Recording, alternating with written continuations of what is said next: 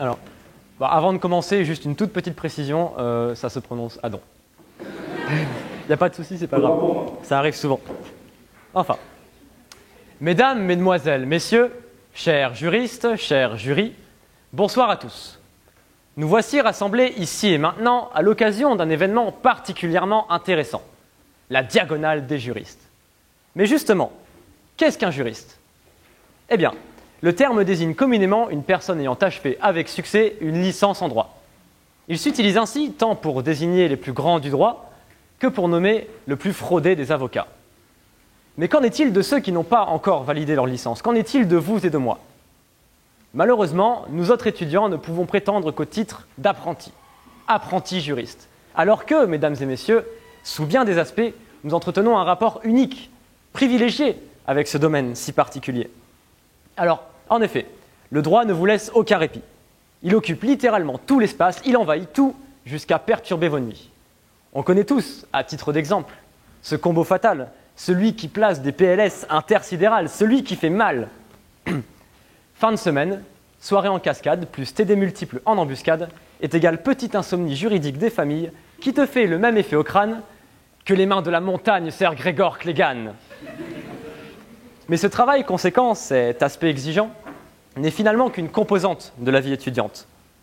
C'est l'arbre qui cache la forêt, ou l'article qui cache le décret. Le droit impacte en effet beaucoup plus fort sur nous autres étudiants que sur bien des juristes.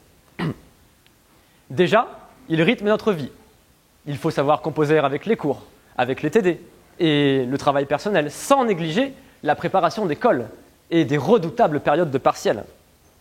On pourrait même supposer qu'une telle surcharge le submergerait, qu'il se noierait sous les plaquettes de TD. L'étudiant en droit sait pourtant s'y adapter. Il parvient même à se placer quelques petites soirées, tranquilles posées, le tout en étant fort bien sapé.